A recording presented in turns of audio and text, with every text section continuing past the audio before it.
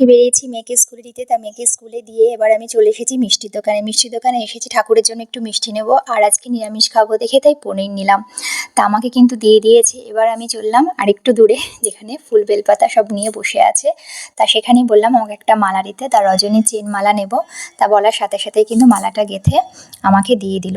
এবার তো বাড়ি ফিরে যা কাজ ছিল সেগুলো কিন্তু সেরে নিয়েছি, কিন্তু রান্নাটা এখনও হয়নি। আগে স্নানটা করে নিলাম সমস্ত কাজ সেরে। এবার একটু ঠাকুরকে দেখাবোর জন্য স্নানটা আজকে করে নিলাম, অন্যদিন পরে স্নান করি। তা ঠাকুরকে মিষ্টি, জল মিষ্টি দিয়ে দিয়েছি। আর নিচে গেছিলাম, সেখানে আমাদের বাড়িতেই বেলগাছ আছে, সেখান থেকে একটু পাতা ছিঁড়ে নিয়ে আসলাম, বেলপাতা।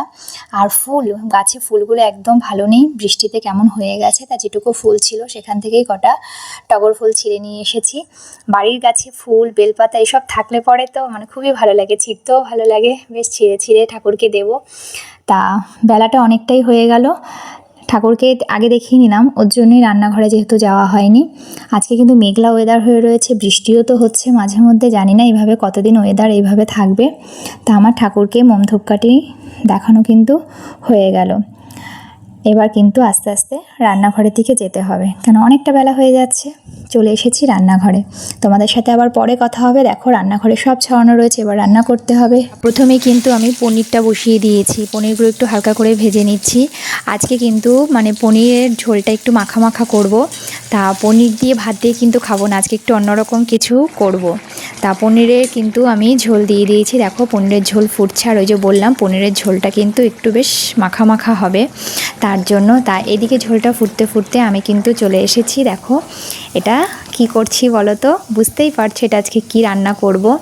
তা এই গোবিন্দভোগ চালের আমি নুন হলুদ মিষ্টি সবটা মাখিয়ে নিচ্ছি। হ্যাঁ আজকে কিন্তু পোলাও খাবো, তার জন্য অনেক দিন পোলাওটা রান্না করা হয় না। তা পোলাওটা আমার ভীষণ ভালো লাগে, আর মেয়েও কিন্তু ভীষণ ভালো খায়। তা সব কিছু গুছিয়ে কিন্তু বেলা অনেকটা হয়ে গেছে, যেহেতু আমার রান্না কিন্তু কমপ্লিট, পোলাও রান্না হয়ে গেছে, এদিকে তো পনিরটা আগেই হয়ে গেছিলো। আর আজকে আরেকটা জিনিস করেছি, সেটা হচ্ছে একটু চাটনি করেছি, কারণ আমগুলো না অনেক দিন ধরে ছিল, তা করা হয় করে আর করাই হয়ে ওঠে না। তা আজকে কিন্তু চাটনিটা আমি বানিয়ে ফেলেছি, এই যে আমের চাটনি। আমের চাটনি খেতে দারুণ লাগে। তাই এবার তো বেলা অনেকটা হয়ে গেল, এবার তো খাওয়া দাওয়ার জন্য বসতে হবে। তাই এবার এদিকে খাওয়ার জন্য তাড়াতাড়ি করে সব কিছু গুছিয়ে মেয়েকে দেবো, তারপর নিজেও খাবো। তা দেখো খাবার কিন্তু বেড়ে নিয়েছি। তাই একটু ভাত যেহেতু সকালে ছিল, তার জন্য পোলাওর পাশে একটু ভাতও নিয়ে নিয়েছি। আর এই যে পনির, পনির খুব বেশি ভাজা হলে একটু শক্ত লাগে, ওর জন্য পনিরটা চেষ্টা করি সবসময় একটু হালকা ভাজার। হালকা ভাজা হলে পনিরটা বেশ খেতে নরম লাগে। তা তোমাদের সাথে কথা বলতে বলতে আমার কিন্তু খাওয়া হয়ে গেল, প্রায় শেষ খাওয়া। ওদিকে মেয়েরও খাওয়া কমপ্লিট হয়ে এসেছে।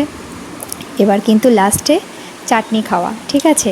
তা চাটনি খাওয়ার জন্য আমি আবার হাতটা ধুয়ে এসে তারপরে চাটনিটা নিলাম। আমের চাটনি খেতে দারুণ লাগে, বললাম না। আর আজকে চাটনিটা আমি যখন রান্না করে যখন টেস্ট করলাম, চাটনিটা কিন্তু দারুণ হয়েছে। ঠিক আছে, তোমাদের সাথে আবার পরে কথা হবে। এখন আমি শেষে চাটনিটা খেয়ে নেই। সবাই খুব ভালো থেকো।